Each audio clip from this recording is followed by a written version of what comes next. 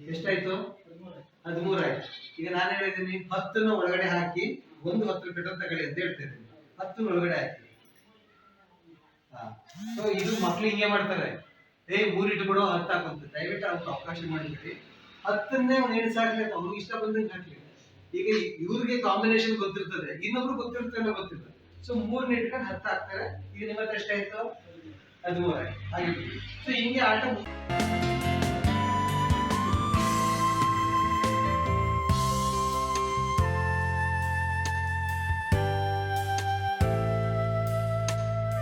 ಬೆಳಗಿನ session maths ಇರುತ್ತೆ. 3 to 5 L2ಗೆ ಬೆಳಗಿನ ಸೆಷನ್ ಕನ್ನಡ ಇರುತ್ತೆ. ಹಾಗೇನೆ 6 to 7 L1ಗೆ ಮ್ಯಾಥ್ಸ್ ಇರುತ್ತೆ. 6 to 7 L2ಗೆ ಕನ್ನಡ ಇರುತ್ತೆ. ಸೊ ಯೋಗೇಶ್ವರ್ ಯಾವ ಟೀಮ್ಗೆ ಹೋಗ್ತಾರೆ? L2 ಹೋಗ್ತೀರಿ. 6 to 7 L2 ಕನ್ನಡಕ್ಕೆ ಹೋಗ್ತೀರಿ. Okay. Soumya madam 3 to 5 L1 maths ಬರ್ತೀರಿ. ನೀವು 3 to 5 L2 ಕನ್ನಡಕ್ಕೆ ಹೋಗ್ತೀರಿ. ಈಗ ಮಧ್ಯಾಹ್ನಕ್ಕೆ ಉಲ್ಟಾ ಶಿಫ್ಟ್ ಆಗ್ತದೆ. ಸೊ ಇದು ಮೊದಲ ಇನ್ಸ್ಟ್ರಕ್ಷನ್. ಓಕೆನಾ? ಸೊ ನಿಮಗೆ 4 ಸೆಟ್ ಆರೋ ಕಾರ್ಡ್ ಕೊಟ್ಟಿದ್ದೀವಿ, ತೆಗೆದು ನೋಡ್ಕೊಳ್ಳಿ. 4 ಸೆಟ್ ಆರೋ ಕಾರ್ಡ್ ಇದೆ ಆ್ಯಂಡ್ ಹೆಚ್ಚಿನ ಮಟ್ಟದ ನೋಟ್ಗಳು ಕೊಟ್ಟಿದ್ದೀವಿ. ಓಕೆ. ಅದ್ರ ಜೊತೆಗೆ ಬಿಸ್ನೆಸ್ ಬೋರ್ಡ್ಗೆ ಸಂಬಂಧಪಟ್ಟಂಥ ಬಿಲ್ಲೆಗಳು ಕೊಟ್ಟಿದ್ದೀವಿ. ಅದಕ್ಕಿರುವಂಥ ಬೋರ್ಡ್ ಇದೆ. 3 ಬೋರ್ಡನ್ನು ಕೊಟ್ಟಿದ್ದೀವಿ. ಸೊ ಇಷ್ಟು ನಿಮಗೆ ಮೆಟೀರಿಯಲ್ಸು. ಇನ್ನೊಂದ್ಸಲ ರೀಚೆಕ್ ಮಾಡ್ಕೊಳ್ಳಿ. ಇನ್ನೊಂದ್ಸಲ ಹೇಳ್ತೀನಿ.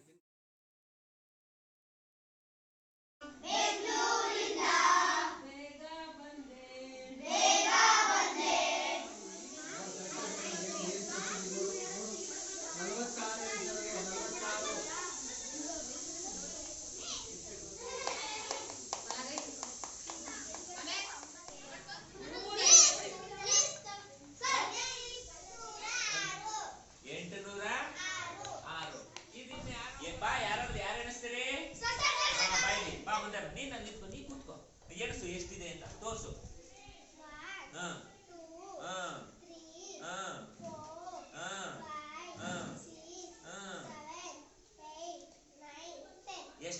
ಎಷ್ಟು ನೂರುಗಳಿದೆ? 10. ಎಷ್ಟು ನೂರುಗಳಿದೆ ಒಟ್ಟು? ಎಷ್ಟಾಯ್ತು ಒಟ್ಟು? ಅದು 1,000. ಇದು ಅಂದ್ರೆ ನೂರಕ್ಕೆ 10 ಅಂದ್ರೆ ಇದು ಈ ಒಂದು ಕಟ್ಟಿದಾರಲ್ಲ, ಇದು 10ಕ್ಕೆ ಸಮ. ನೆಕ್ಸ್ಟ್ ಬಿಡಿಗಳು, ಈ ತರ ಬಿಡಿ ಬಿಡಿ ಕಟ್ಟಿ ಇದಾವಲ್ಲ,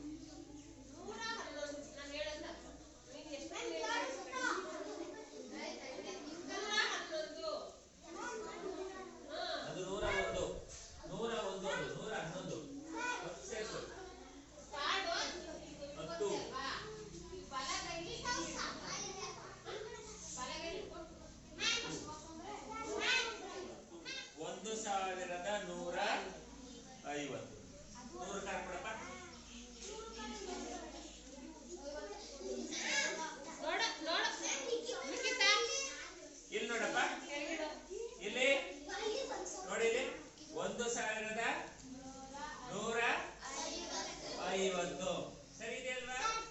3 ಸರಿ ಜಾಣೆ. ನೀನ್ ತೋರ್ಸಿಲ್ಲ ಪುಟ್ಟ. 3,500 ಆಗಿದೆ. ವಾಪಸ್ ಸೇರ್ಸೋಕೆ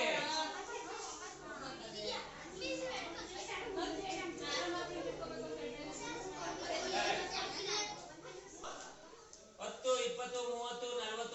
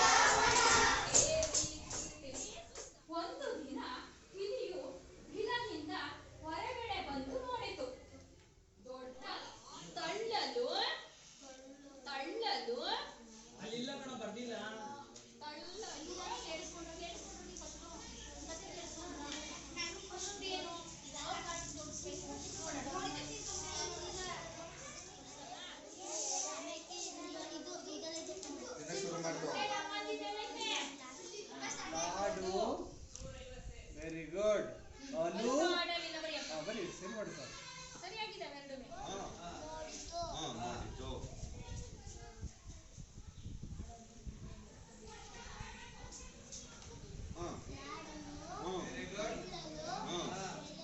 ಆಯ್ತು.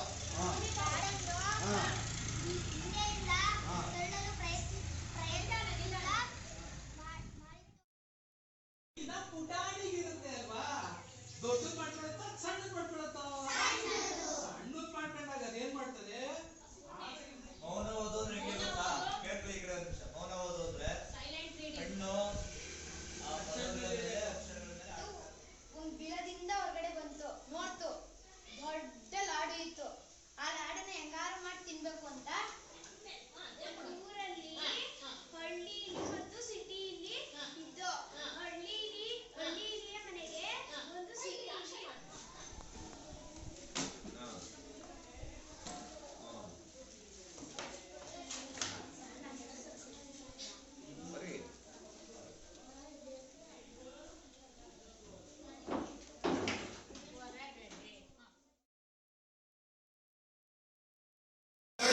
ಮೂರನೇ ಸಾಲು ಅದಕ್ಕಿಂತ ದೊಡ್ಡದು, ನಾಲ್ಕನೇ ಸಾಲು ಅದಕ್ಕಿಂತ ದೊಡ್ಡದು, ಐದನೇ ಸಾಲು ಅದಕ್ಕಿಂತ ದೊಡ್ಡದು. ಹೌದಾ? ಅಂದ್ರೆ ಪ್ರತಿಯೊಂದು ಕಾರ್ಡ್ಗಳ ಸೈಜ್ ಏನಾಗಿದೆ ಇಲ್ಲಿ ಒಂದೇ ರೀತಿ ಇದೆಯಾ? ಇಲ್ಲ, ಬೇರೆ ಬೇರೆ ರೀತಿ.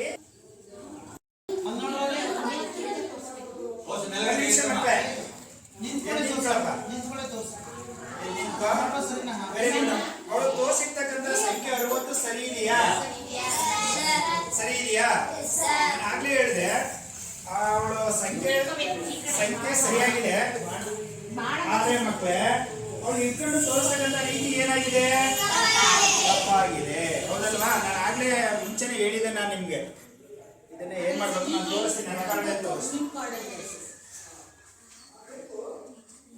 ನಾವು ಬಾಣದ ತುದಿ ಇರುತ್ತಲ್ವ ಮಕ್ಕಳೇ, ಈ ತುದಿಯ ಭಾಗವನ್ನ ಹಿಡ್ಕೊಂಡು ತೋರಿಸ್ಬೇಕು ನಾವು ಸಂಖ್ಯೆಗಳನ್ನ. ಅರ್ಥ ಆಗ್ತಿದೆಯಾ? ಸೊ ಅವಳಿಗೆ ಪ್ರಿಯಾಂಕನಾ ನಂದಿ ತಗೊಂಡು ಚಪ್ಪಾಳೆ ಹೊಡಿರಿ ಎಲ್ರು. Very good. ಈಗ ನಿಮ್ ಗುಂಪಿನಲ್ಲಿ 5 ಜನ ಕೂತಿದ್ರಿ, 6 ಜನ ಮಾಡಬೇಕು. ಹೇಗ್ ಮಾಡ್ಬಲ್ರಿ? ಯೋಚನೆ ಮಾಡಿ ತಗೋಬಾರ್ದು. ಇರೋದೇ ಹೇಳ್ಕಟ್ಟಿ ಮಕ್ಕಳು. ನಾನು ಹೇಳ್ತಾ ಇರೋದು ಇದನ್ನು ಮುರಿಬಾರ್ದು. 8 ಅಂತ ಹೇಳ್ಬೇಕು ಎಲ್ಲರೂ. ಹೇಗ್ ಮಾಡಿ? ಆಲೋಚನೆ ಮಾಡಿ, ಯೋಚನೆ ಮಾಡಿ, ತಲೆಗೊಂದ್ಸಲಿ ತುಪ್ಪ ಯೋಚನೆ ಮಾಡಿ ಮಕ್ಕಳ.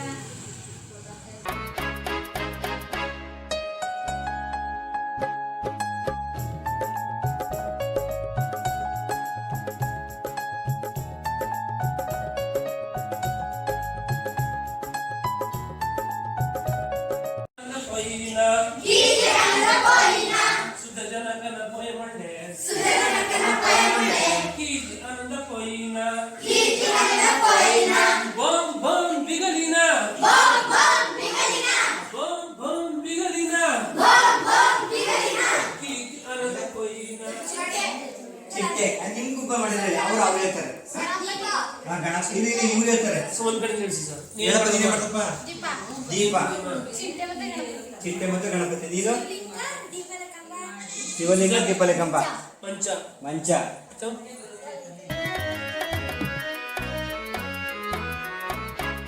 ಚಿಂಟುವಿನ ಚಪಾತಿ.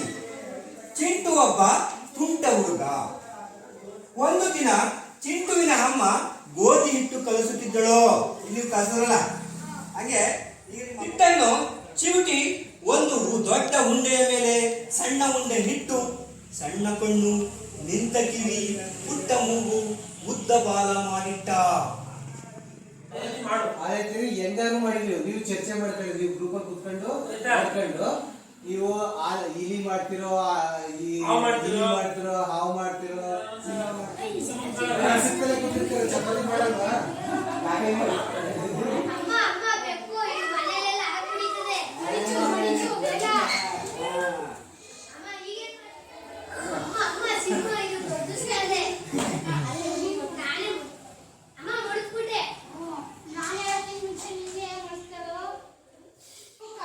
ಬಳಸಿ ಹಾವು ಮಾಡಿದ. ಅಮ್ಮ ಕಟ್ಟಲಿಕ್ಕೆ ಹೇಳಿದ ಮಕ್ಕಳುಗಳಿಗೆ ಡಿಫ್ರೆಂಟಾಗಿ ಕತೆ ಕಟ್ಟಿದ್ರು ಸರ್. ನಮಗೆ ಆಶ್ಚರ್ಯ ಆಗೋಯ್ತು. ಏನೇನು ಕತೆ ಕಟ್ಟಿದ್ರು? ಸರ್ ಅವರು ಏನೇನು ಕತೆ ಕಟ್ಟರು ಅಂದರೆ ಇಲಿನ ಇದು ಟೌನ್ ಇಲಿ, ಹಳ್ಳಿ ಇಲಿ ಕಟ್ಟಿದ್ರು. ಆಮೇಲೆ ಕಾಡಿಲಿ, ಆಮೇಲೆ ಬೇಟೆಗಾರರು ಕ್ರಿಯೇಟ್ ಮಾಡಿದ್ರು. ಒಬ್ರು ಆನೆ ಇಲಿ ಕ್ರಿಯೇಟ್ ಮಾಡಿದ್ರು. ಅಂದ್ರೆ ಅವ್ರವ್ರ ಮಟ್ಟಕ್ಕೆ ಅದು ವಿಶೇಷವಾದ ಕಥೆಗಳನ್ನ ಕಟ್ಟಿದ್ರು ಸರ್. ಕತೆ ಕಟ್ಟಕ್ಕೆ ಅವಕಾಶ ಮಾಡಿಕೊಟ್ವಿ ನಾವು. ತುಂಬಾ ವಿಭಿನ್ನವಾಗಿ ಕಟ್ಟಿದ್ರು ಮಕ್ಕಳು. ಅದು ಖುಷಿ ಆಯ್ತು ಸರ್. ತಪ್ಪು ಅಲೆಗಳು ಬರ್ಸಿಲ್ವಲ್ಲ ಅದನ್ನ ಪುನರಾವರ್ತನೆ ಮಾಡ್ತಾ ಇರ್ಬೇಕು ಕ್ಲಾಸ್ ರೂಮಲ್ಲಿ. Yes. ತಪ್ಪು ಮಾಡಿರೋ ಮಗು ನೀನು ತಪ್ಪು ಮಾಡಿರೋ ಮಗುನ ನೀನೇನ್ ತಪ್ಪು ಮಾಡಿದಿ ಅಂತೇಳಿ ಸರಿ ಮಾಡೋ ಚೆನ್ನಾಗಿ ಮಾಡೋ ಅಂತ ಮಗುನ ಕರ್ದಿ ಬರ್ಸ್ಬೇಕು. ಆಗ ಮಗುನ ನೀನೇನ್ ತಪ್ಪು ಮಾಡಿದಿ ನೋಡಪ್ಪ ಅಂತೇಳಿ ನೀನೇ ತಿಳ್ಕೋಬೇಕು. Very important. ಇವಾಗ ಇದು ಹೇಳೋದು ಸಿಂಪಲ್ ಆಗಿದ್ರು ಈಗ ನಾವೇ ನೀನ್ ತಪ್ಪು ನೀನ್ ಬರ್ಕೋ, ನೀನ್ ತಪ್ಪು ನೀನ್ ಬರ್ಕೋ ಅನ್ನೋದಕ್ಕೂ ಲ್ಯಾಂಗ್ವೇಜ್ ತುಂಬಾ ಚೆನ್ನಾಗಿ ಬಂದದ್ದು. ಮಕ್ಕಳೇ ಹೋಗಿ ಬರೀತಾರೆ, ಬರ್ದಿದ್ರಲ್ಲಿ ಏನ್ ತಪ್ಪಿದೆ ಸರಿ ಮಾಡ್ರಿ ಅಂತ ಇನ್ನೊಬ್ಬನ ಕರ್ಸೋದು. ಅವನು ಪೂರ್ತಿ ಸರಿ ಮಾಡಲ್ಲ, ಇನ್ನೊಬ್ಬ ಸ್ವಲ್ಪ ಸರಿ ಮಾಡ್ತಾನೆ. ಒಂದ್ಸಲ ಹೇಳಿದ ತಕ್ಷಣ ಅವೆಲ್ಲ ಮಕ್ಕಳುಗಳು ಹೆಚ್ಚು ಕಡಿಮೆ ಆಲ್ಮೋಸ್ಟ್ ಕಲ್ತದ. ಇಲ್ಲಿ ಎಲ್ವೊಂದಲ್ಲಿ ಎಲ್ಲ ಓದ್ತಾವ ಸಾಧನೆ ಇದಿಲ್ಲ, ಅವ್ರು ಸ್ವರಭಾರ ಯುಕ್ತವಾಗಿ ಓದ್ತಾ ಇಲ್ಲ. ದೀರ್ಘ ಸ್ವರಗಳು, ದೀರ್ಘಾಕ್ಷರಗಳು ಮತ್ತೆ ಒತ್ತಕ್ಷರಗಳನ್ನ ಮಕ್ಕಳು ಬಿಟ್ಟು ಮೈಂಡಲ್ಲಿ ಗೊತ್ತೋ ಮಗುಗೆ ಇಂಥ ವಾಕ್ಯ ಬರಿಬೇಕು ಅಂತ. ಚಿಂಟು ಒಬ್ಬ ತುಂಟ ಹುಡುಗ ಅಂತ ಗೊತ್ತು ಮೈಂಡಲ್ಲಿ ಬರಿಬೇಕು. ಅಲ್ಲ ಬರಿಬೇಕಾದ್ರೆ ಒಂದು ಒತ್ತಕ್ಷರಗಳು, ಕೌಂಟಾಕ್ಷರಗಳನ್ನ ಬಿಟ್ಟು ಬಿಟ್ಟು ಮಕ್ಕಳು ಬರೀತಾರೆ. ಮಕ್ಕಳುಗಳು ಗಣಿತದಲ್ಲಿ ತುಂಬಾ ಫಸ್ಟ್